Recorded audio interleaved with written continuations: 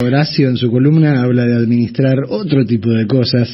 Las consecuencias de lo que se hizo y de lo que no se hizo antes de que Sergio Tomás Massa asumiera como ministro de Economía. Ahora hay que administrar las consecuencias. Esto, diría Charlie, bancate ese defecto. Tal cual. Si vos veías el acto de asunción de Massa, la verdad es que era una fiesta, ¿no? Y las consecuencias que tiene que administrar no son para celebrar nada. Y las medidas iniciales que anunció tampoco. En el mejor de los casos, con la mejor buena voluntad, son inevitables ante el riesgo inmediato de males mayores. Digamos, si te amputan un miembro gangrenado, te salvan la vida, pero no es una fiesta. No, tenés que administrar las consecuencias a partir de ahí. Así es. Bueno, el festejo lo dirigió Malena Galmarini, la esposa de Sergio.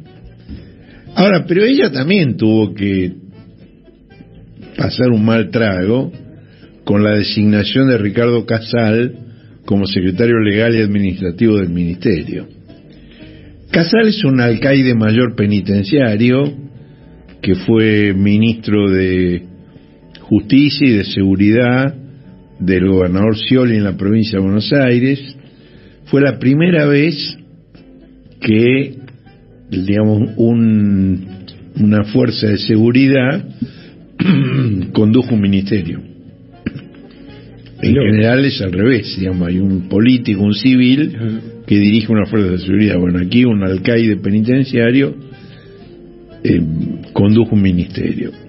Y ahora Sergio lo designó el ministerio como secretario legal y administrativo.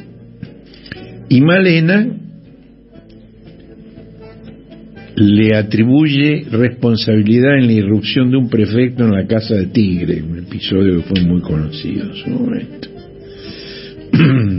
Ahora, si hubiera que ponerle una banda sonora a las circunstancias de lo que ha estado pasando estos días y en el acto de asunción y todo lo demás, yo elegiría las risotadas de José Luis Manzano en el Museo del Bicentenario. José Luis Manzano es un dirigente político, para los millennials que no recuerdan la historia y que nos escuchan en enormes cantidades. Porque no durmieron anoche, no se siguen de largo. No se acostaron todavía. Y ahora es un empresario importante, es uno de los que hizo la acumulación primitiva con la política, es el autor de la frase célebre robo para la corona. Me suena. Sí. Y es, por ejemplo, accionista de Edenor. Bueno, y es muy amigo de Massa. E intervino para conseguir algunas adhesiones a Massa. Por ejemplo, la de Daniel Marx, para que se formara parte de un comité asesor en el tema de deuda. Que se tranquilice Mirta porque no viene el surdaje. Marx es de otra... menos mal que aclaraste porque me estaba poniendo nervioso. No, es de otra familia Marx. Y Daniel Marx es un especialista en endeudamiento externo que tuvo un rol descollante en esa materia durante los gobiernos que se sucedieron entre 1983 a 2001. Y fue el que le permitió a Fernando de la Rúa. ¿Se acuerdan ustedes que hubo un spot de la Rúa donde dijo qué lindo es dar buenas noticias? Bueno, la buena noticia del blindaje se la aseguró Daniel Marx. Y otra, digamos, noticia vinculada con la asunción de Sergio fue el anuncio de que iba a ser designado como viceministro un señor que se llama Rubinstein, Gabriel Rubinstein. Gabriel Rubinstein es un odiador serial de Cristina, uno más, pero también autor de tweets ofensivos contra el presidente Alberto Fernández, contra su compañera Fabiola Yáñez y hasta contra el perro Dylan. ¿Ni los perros se salvaron? Ni los perros. Y es partidario de una fuerte devaluación, que Massa dijo que no iba a hacer. Y también del cierre de aerolíneas argentinas. Bueno, Rubinstein es autor de un plan de estabilización que hace un par de semanas le hizo llegar a Cristina, junto con un pedido de audiencia, que por supuesto Cristina no contestó. Los lineamientos del plan de estabilización de Gabriel Rubinstein son los del Fondo Monetario Internacional. Devaluación del 50% del tipo de cambio con un dólar oficial a 200 mangos, suba del 100% de las tarifas de gas, luz y transporte, no se llama Celestino, se llama Gabriel, ajuste fiscal para reemplazar el impuesto inflacionario, eliminación de transferencias a las provincias, recorte de la inversión pública, suba de impuestos, refinanciación de la deuda pública en pesos, desdoblamiento cambiario entre dólar comercial y financiero, superávit comercial, reducción de la brecha cambiaria, aumento de precios y salarios equivalente al de la inflación durante 6 meses. Bueno, es el plan del Fondo Monetario. Y sí. Rubinstein trabajó en el estudio Broda. Ustedes se acuerdan que la semana pasada hablamos de Luciano Laspina, el diputado Procas, que fue jefe de economistas del estudio Broda. Me quedé pensando, no tuve tiempo de averiguarlo con certeza, que el plan que Laspina le atribuyó a Massa en realidad puede ser el de Rubinstein. Ahora, en cuanto se anunció que lo iban a nombrar, todos los periodistas empezaron a ver quién era el tipo y se encontraron con todos sus tweets furibundos, que no son críticos, digo, porque son insultantes. Una diferencia por eso, entre la idea, entre la opinión diferente y el ataque directo. El ataque insultante. Yo no voy a repetir los insultos de él. Además le gusta meterse con las mujeres, y específicamente con una mujer, ¿no? Bueno, Massa está en una situación muy, muy, muy compleja, porque Massa dice: hablamos técnicamente de econometría y no revisé sus declaraciones, lo cual es impresionante. Que en este contexto se planee la designación de un viceministro de Economía sin averiguar primero bien quién es. Y bueno, ahora, dice Sergio, entré en stand-by hasta el martes, cuando vuelva Alberto, ¿no?, de Colombia. Bueno, según lo que leas y dónde lo leas, Rubinstein está o Rubinstein no está. Yo creo que todavía no está decidido. Y es una situación complicada, porque pedir la renuncia a alguien que todavía no asumió tiene un costo. Además en un cargo que no es menor. Ahora, conservar a semejante guarro como viceministro creo que tiene un costo mayor. Cristina no dijo nada y no creo que diga nada al respecto. Observa. Pero bueno, es lo que se llama una observadora calificada. Ahora, cuando yo digo que hay que administrar las consecuencias, es porque durante 2 años y medio el Poder Ejecutivo y Mr. Magoo pregonaron las bondades del nuevo Fondo Monetario, que no impone ajuste, no impone reforma laboral, no impone reforma previsional, que te da plata para pagarle lo que le debes. ¿Cómo haces ahora para cumplir con las exigencias del fondo, que Massa sabe perfectamente que son incumplibles? Y bueno, tiene 6 meses para fortalecer las reservas, cuya caída es realmente dramática, bajar la inflación, que va en camino contrario, si las reservas caen y la inflación sube. Si en 6 meses no consigue controlar eso, es un fracaso. Y bueno, yo digo 6 meses, pero hay quienes dicen que tiene la mitad, que no tiene más de 100 días. Dentro de las medidas que se anunciaron y que otros columnistas analizan en el cohete, una que me parece muy auspiciosa es la fusión de comercio interior y exterior en una sola secretaría. Hasta ahora comercio exterior estaba en la Cancillería y comercio interior en economía. Primero en producción, desarrollo productivo, después en economía. La fusión significa que una misma persona, una misma dependencia del Estado, tiene la firma para autorizar los aumentos de precios y la firma para autorizar la venta de dólares oficiales al precio oficial para pagar insumos importados, lo cual es tan obvio que no se entiende cómo no se instrumentó antes. Es decir, porque vos tenés un tipo que viene a pedirte algo que es muy favorable: dame dólares al tipo de cambio oficial, cuando la brecha es de 130% entre el dólar oficial y el ilegal, porque tengo que importar insumos. Ahora, ese mismo tipo te viene con la lista de aumento de precios. Entonces, que lo reciba la misma persona es fundamental. Bueno, también te doy, pero te voy a dar de lo que me estás pidiendo de dólares al tipo de cambio oficial, te voy a dar la mitad de lo que me pedís. Pero la lista esta de precios que me traes la bajás vos a la mitad.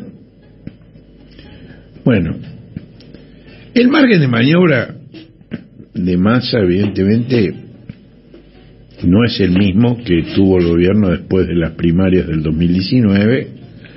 Sí, acuérdense, después de las primarias del 2019, cuando Alberto y Cristina le ganaron a Macri y a Pichetto, el gobierno de Macri era una administración fallida, el Fondo Monetario era corresponsable de su final catastrófico, y la sociedad estaba muy movilizada, se había movilizado en la resistencia contra esas políticas, y muy esperanzada también. Bueno, ahora no es esa la situación. Había un meme en estos días que era muy divertido y muy angustiante al mismo tiempo, que era un auto muy pequeñito, o sea, muy chiquito, en un camino de alta montaña de una mano sola, tratando de girar en 360 grados, maniobrando para no salirse de los bordes del camino e irse al abismo para ir para el otro lado, para por donde volvía. Y decían que era más o menos el margen de maniobra que tenía Sergio Tomás. Bueno, ahora, digamos, entre aquel momento del año 19 y del año 22, también cambió la actitud del fiscal Diego Luciani. Por ejemplo, en el año 19, luego de las primarias, Luciani buscó contacto con Cristina, que era vicepresidenta electa, a través de un juez de San Isidro con el cual él había trabajado, que tiene una hermana que es una íntima colaboradora de Cristina. Entonces él habló con el juez para que hablara con la hermana, para que hablara con Cristina y para que le dijera que él, digamos, por su función como fiscal, estaba obligado a acusarla a Cristina en esta causa de vialidad, pero que él no tenía ninguna prueba contra ella, y que entonces se iba a limitar a acusarla por asociación ilícita, que es una figura comodín que se inventó hace más de un siglo para perseguir a los sindicalistas y a los anarquistas, y que se usó mucho durante la última dictadura para perseguir a los militantes de las organizaciones populares y de las organizaciones armadas revolucionarias. Si no tenés ningún delito del cual podés probar, entonces lo acusás de asociación ilícita. Por formar parte de un sindicato o de una organización determinada, ya tenés es un delito eso mismo, y eso es fácil de probar, que uno forma parte de un sindicato o de una organización popular. Bueno, eso era cuando Cristina llegaba al gobierno. Ahora, el mismo Luciani, en este momento en que la oposición ya da por ganada la elección del año próximo, el propio Luciani está cascoteando a Cristina a metáforas y adjetivos para presentarla como la máxima corrupta de la historia nacional. Una pregunta que muchos se hacen es: ¿quién es Luciani? Bueno, Luciani está casado con Josefina de Avelleira, cuyo hermano, Eduardo Manuel, que murió de coronavirus hace poco, fue directivo de distintas empresas del Grupo Clarín, entre otras de la famosa Torneos y Competencias. Bueno, su alegato es disparatado, aparte de ser totalmente... Tenemos otra nota en la edición que se titula Poca prueba y mucho show. Pero digamos, la idea de que Néstor Kirchner le enseñó a los empresarios de la construcción cómo ponerse de acuerdo para estafar al Estado es una historia, es una idea ridícula. Digo, los clubes de contratistas, donde se concertan para presentar distintas ofertas, esta licitación la ganas vos, la próxima te toca a vos, si la gano yo te doy una parte por abajo de la mesa, o te subcontrato para que realices una parte de la obra. Todo eso, que se llama clubes de contratistas, es una práctica habitual por lo menos desde 1976. Yo creo que hay bastantes ejemplos previos también, pero por lo menos desde 1976. Y la prueba, digamos, de que esto es de larga data es que yo lo describí en detalle en mi libro Robo para la Corona hace 30 años. Y los clubes de contratistas no los organiza el Estado, sino los empresarios, justamente para defraudar al Estado. Digo, puede ser que haya algún funcionario corrupto en algún punto de la línea de decisión que hace la vista gorda a esta combinación, pero la combinación esta la hacen los empresarios, no el Estado.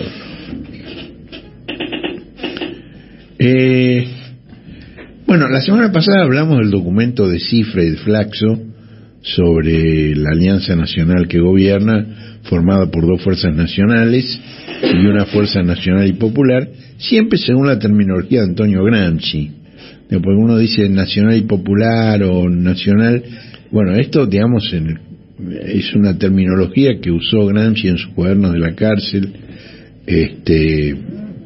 y que, digamos, la representación se ejerce a través de lo que el propio Gramsci llama intelectuales orgánicos, que no son necesariamente intelectuales, pueden ser instituciones, pueden ser no necesariamente personas, ¿no? Ahora, lo que es llamativo es que una fuerza nacional que cree fundamentalmente en la importancia del capital dentro de la alianza y no del trabajo, llegue con la aquiescencia de la fuerza nacional y popular, que es la que conduce Cristina, ¿no? Esto me parece que se debe a que la otra fuerza nacional que forma parte de la coalición gobernante aparece desgastada por la insuficiencia de su gestión, a la cual hicimos referencia previa, y dentro de esa insuficiencia por su debilidad ante la fracción de capital que gobernó con el macrismo, que fue la primera vez que en la alianza de las clases dominantes la conducción la tuvieron los bancos transnacionales, las empresas extranjeras y su auditor, que fue el Fondo Monetario Internacional. Bueno, este es un equilibrio realmente inestable, hay tensiones contrapuestas, la composición de fuerzas es difícil de prever, es decir, qué va a resultar de esas tensiones, y tampoco son obvios algunos alineamientos, porque por ejemplo, en el tema de la participación de los trabajadores en el ingreso, Cristina insiste y se lo dijo hace unos días a los dirigentes sindicales que la visitaron, que fueron Omar Plaini, que nos está escuchando en este momento, según mensaje que nos envió, que no se pierde un solo programa, Pablo Moyano, Walter Correa, y Mario Manrique. Mario Manrique es el adjunto de SMATA, el Sindicato de Mecánicos Automotores, muy importante, a quien han rebautizado Paco, lo cual yo no uso eso porque me parece indignante. Digo, porque Paco Manrique fue el ministro, fue el primero, el secretario de Aramburu en el momento de los fusilamientos del 56. Fue jefe de la Casa Militar, creo, en la época, lo comentábamos hace un par de semanas, cuando fue lo de Santa Evita, ¿no? El aniversario de Eva, que era la persona a quien María Luisa Bemberg le había alertado de que Mori Koenig tenía el cadáver de Eva en su despacho de Servicio de Inteligencia del Estado, ¿no? Vi varios episodios de Santa Evita. Después hablamos. No, hablemos ahora. Bueno, contá. Me parece un bodrio impresionante, ¿sí? Mal hecha, todo mal hecho. Me parece una berretada de aquellas. ¿Y la novela? ¿La leíste? La novela no la leí, no la leí. No, pero la serie me pareció tremenda. Pero no cuidado en los detalles más elementales. Si los milicos tienen un uniforme de distinto color, en la misma escena vos tenés un verde loro y un verde botella, de dos milicos que están hablando en la misma escena, ni eso controlaron. Tengo una amiga que hace también un par de semanas me dijo, lo definió Horacio, como el historiador más importante de la Argentina contemporánea.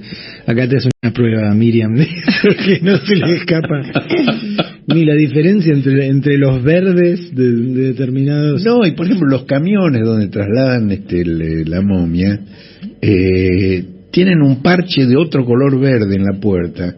El camión es verde, pero tiene un parche de un verde más claro para tapar una leyenda que tiene. En vez de pintar el camión del mismo color, no, le metieron un parche verde, pero de otro verde. Vos podés decir narrativamente eso no es tan importante. Bueno, no sería importante si fuera una película de Fassbinder, o de Samuel Fuller, o de Leonardo Fabio, que no van por el tema del realismo, es otra cosa. Pero esto es, no sé, bueno, digo yo para ponerme tampoco el script, digamos, el coronel que hace este insoportable Ernesto Alterio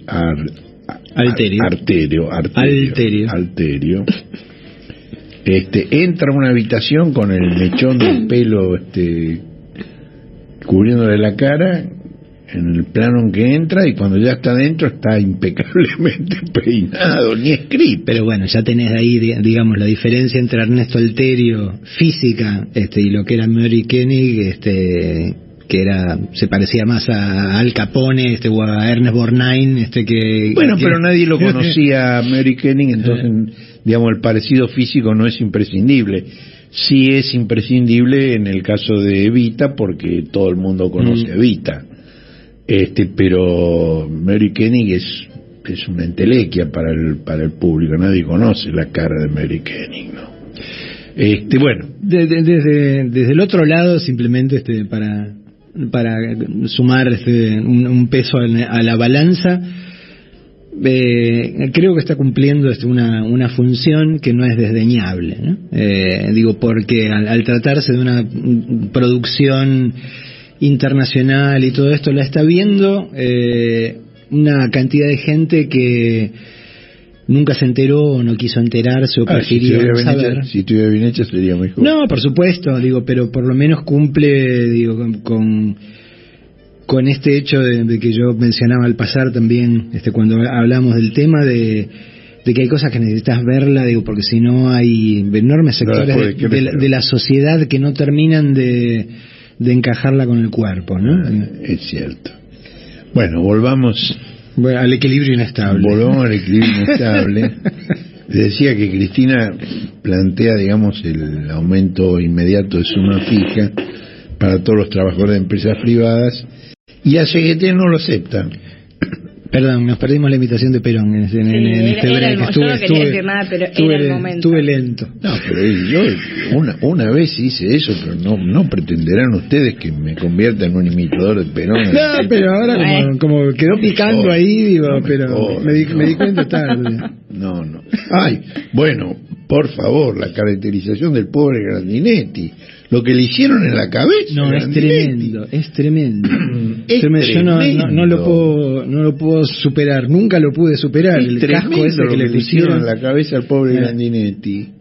Pues es una berretada. Bueno.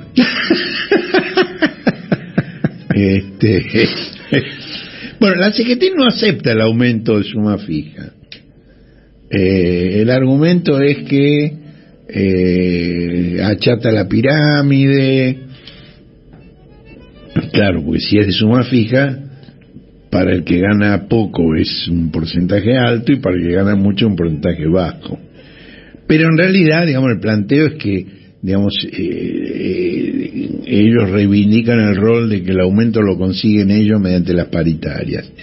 Y del otro lado, digamos, Cristina y aquellos sindicalistas que estuvieron con Cristina, a los cuales hice referencia previamente, dicen, bueno, pero la paritaria sigue igual, no, el aumento de suma fija no reemplaza a la paritaria. Es un parche, un remiendo de urgencia. En esta circunstancia, ¿cómo negarse a una herramienta de alivio para...? Y en el cohete tenemos una foto terrible del acto de asunción de Massa, donde Antonio Caló, el ex secretario general de la Unión Obrera Metalúrgica, muy sonriente, entre el presidente de la Cámara de la Construcción, Gustavo Weiss, y el representante de las empresas alimenticias de capital extranjero, Daniel Funes de Rioja. Y ahí, bueno, yo hice un comentario que a ustedes les va a sonar, que no es fácil amar en tiempos revueltos. Digo porque ustedes son muy versados en el rock nacional. Lo dijo con sutileza, ¿no? Bueno, Massa, digamos, rompió con Macri, que Macri quiso sumar a Massa a su cortejo, no a su gobierno. ¿Se acuerdan que se lo llevó a Davos, al encuentro del gran capital? Sí, el primer año, de poco de asumir. Dijo que es el peronista presentable con quien no le incomodaría alternarse en el poder. Pero la ruptura fue rápida y estridente. Porque Macri le pidió a Massa que la ley de blanqueo incluyera a sus padres. Y Massa le dijo que no. Y esto lo reveló Massa hace pocos meses en un encuentro en la Cámara de Comercio estadounidense en la Argentina. Y bueno, el haberse negado a eso fue origen del rencor de Macri contra él, que le estampó un apodo indeleble. Ahora, hay que reconocer una cosa, digamos, Massa, antes que Cristina y antes que Máximo Kirchner, fue el primero que cuestionó las políticas de Mr. Magoo como ministro de Economía.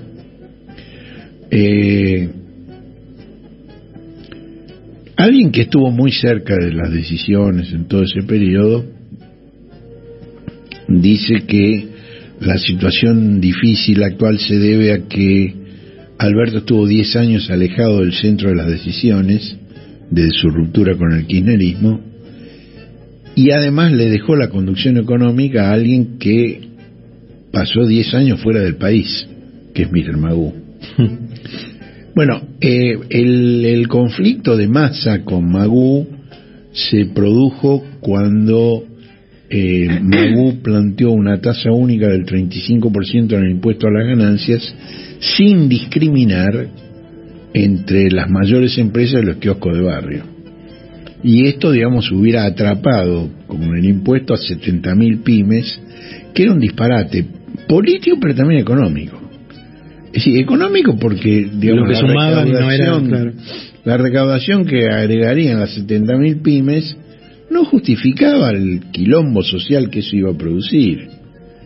Y bueno, Massa lo forzó a retroceder a Mr. Magoo. Y ese es un antecedente importante. Ahora, el apretón impositivo monetario de Mr. Magoo fue tan fuerte que el nivel de gasto de ese año equiparó al del primer trimestre del año 19, que fue, digamos, cuando Macri ya venía tenía que cumplir con el Fondo Monetario, y la caída del producto en el año 21, en el año 20, fue del 9,9%, solo inferior a la pérdida de votos del Frente de Todos en las elecciones respecto de la del 2019. Casi matemático, ¿no? Bueno, eso, ustedes se acuerdan, lo hemos mencionado varias veces, digamos, todo el mundo pensaba, incluido yo, no me excluyo, que el Frente de Todos iba a ganar las elecciones por un margen más acotado que en el 19, pero que iba a ganar las elecciones. La única que desde diciembre del 20 venía diciendo perdemos fue Cristina. Bueno, vamos a ver ahora, digamos, cuál es la congruencia entre aquel cuestionamiento de Massa y la reducción de subsidios a la energía que va a aplicar, donde, digamos, hay un esquema de segmentación que procura ser progresivo en términos del ingreso de los consumidores, y esto lo hemos mencionado en un programa anterior, promover el ahorro de energía, cosa que a Mr. Magoo nunca se le había ocurrido. Quedan excluidos del subsidio los que no lo pidieron, y entre ellos están los que se espantaron y dejaron de lado el cuestionario al llegar al punto en que se establece que es una declaración jurada y que el Estado puede verificar la autenticidad de los datos levantando el secreto fiscal y bancario, y ahí se borraron. Bueno, acá, digamos, el 20% del mayores ingresos de la población consume la mitad de la energía eléctrica. Y el 80% de los usuarios residenciales de norte y de sur consumen menos de 400 kilowatts mensuales. Esto quiere decir que para el 80% de los usuarios residenciales de norte y de sur se va a mantener el subsidio, porque el límite es los 400 kilowatts mensuales. Bueno, otro tema. Yo estoy haciendo una cosa que habitualmente no hago, que es tomar nota de cómo recibieron los distintos medios la asunción de Massa. Es decir, en general siempre leo lo que se publica, pero no me tomo el trabajo de anotarlo. Bueno, por ejemplo, La Nación. El presidente fue el invitado especial de una fiesta ajena y pareció que la Casa Rosada cambió de dueño. Carlos Pañi en La Nación. Nadie habla ya de Fernández, como si se hubiera ido. Sergio Berenstein en La Nación. Alberto Fernández está convertido en un hipopresidente. Ni Fernando de la Rúa llegó a una situación tan lamentable. Clarín. Alberto Fernández le deja el poder a Sergio Massa. Y cuenta una anécdota despiadada. Dice, Alberto Fernández le dice al sonidista del Museo del Bicentenario: debo tomar la palabra, ¿puedo? Y dice Clarín, como si no se tratara del presidente, sino de un visitante que pide permiso antes de retirarse y dejar al verdadero protagonista. Bueno, no solo dijeron esto, sino que al día siguiente lo repitieron, pero además le agregaron algunos comentarios muy vitriólicos. Dice que Alberto quedó relegado a un lugar secundario, que no estaba al tanto de las medidas que se iban a anunciar, que la llegada de Sergio fue la última gran decisión de Alberto como presidente. Bueno, el infotainer Jorge Lanata dijo que Alberto dejó de ser presidente. Para Eduardo van der Kooi, la asunción de Massa es producto de un golpe blando encubierto debido a la licuación de la figura del presidente. Bueno, en Infoemba, Jorge Grispo dijo que Massa asume un peligroso liderazgo mientras Alberto queda aún más relegado.